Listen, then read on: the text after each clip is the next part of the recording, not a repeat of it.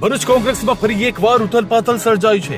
વર્ષો સુધી કોંગ્રેસમાં સક્રિય રહી નગરપાલિકામાં વિપક્ષના નેતા તરીકે કાર્ય કરનાર શમશાદ અલી સૈયદે અને દંડક હેમેન્દ્ર કોઠીવાલાએ અપક્ષ તરીકે ઉમેદવારી ફોર્મ ભરાતા રાજકીય વર્તુળોમાં ખળભળાટ મચી ગયો છે। આ ઘટનાએ કોંગ્રેસના આંતરિક મતભેદોને ફરી એકવાર ઉજાગર કરી દીધા છે। ભરૂચ કોંગ્રેસ પાર્ટીમાં ઉમેદવારોને લઈને ચાલી રહેલી આંતરિક ખેંચતાણ હવે ખુલ્લેઆમ સપાટી પર આવી ગઈ છે। ભરૂચ નગરપાલિકા વોર્ડ નંબર 2 માં કોંગ્રેસ દ્વારા શમશાદ અલી સઈદની ટિકિટ કાપીને કુતબુદ્દીન ઉર્ફે કરણને મેન્ડેટ આપવામાં આવતા રાજકારણમાં અચાનક ગરમાવો જોવા મળ્યો હતો। જો કે થોડા સમય પહેલા જ શમશાદ અલી સૈયદે અને હેમેન્દ્ર કોઠીવાલાએ પાર્ટીના નિર્ણયને સર્વોપરી ગણાવી સોશિયલ મીડિયા પર વિડીયો જાહેર કરી પાર્ટી પ્રત્યે વફાદારી દર્શાવવાની વાત કરી હતી, પરંતુ અંતિમ ક્ષણે અપક્ષ તરીકે ઉમેદવારી નોંધાવાતા રાજકીય માહોલ વધુ ગરમાયો છે અને કોંગ્રેસની અંદરનો અસંતોષ અને હુસાતુસી ખુલ્લેઆમ સામે આવી ગઈ છે। શમશાદ અલી સૈયદે હજુ પણ જાહેરમાં એક જ વાતનું રટણ કરતા કહ્યું હતું કે કોંગ્રેસ પાર્ટી તેમના માટે સર્વોપરી છે।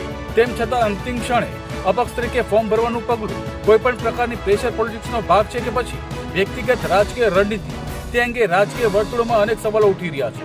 હાલ તો ભરૂચ કોંગ્રેસમાં આંતરિક વિવાદ અને રાજકીય ગરમાવો સ્પષ્ટ જોવા મળી રહ્યો છે અને આવનાર દિવસોમાં આ મુદ્દે વધુ ચર્ચાનો વિષય બનવાની શક્યતા વ્યક્ત કરવામાં આવી રહી છે। મીડિયાના મિત્રો અને મારી ભરૂચની પ્રજાને ખબર છે કે શમશાદ અલી સૈયદ એ કોંગ્રેસનું ખૂન છે અને કોંગ્રેસનું ખૂન સદાકાળ રહેવાનું છે।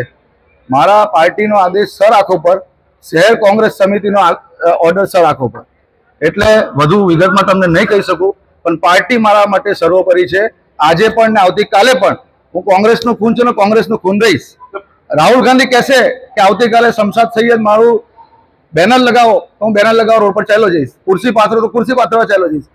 કોંગ્રેસ મારા માટે સર્વપ્રથમ, કોંગ્રેસ પાર્ટી મારા માટે સૌપ્રથમ કોંગ્રેસનો આદેશ સર આંખો પર, કોંગ્રેસનો આદેશ સર આંખો પર। કોંગ્રેસ પાર્ટી માટે હંમેશા લડ્યા છે, આજે બી કોંગ્રેસમાં છીએ અને કાલે બી કોંગ્રેસમાં છીએ અને કોંગ્રેસનું જ ખૂન છે અને કોંગ્રેસનું જ રહેવાનું છે।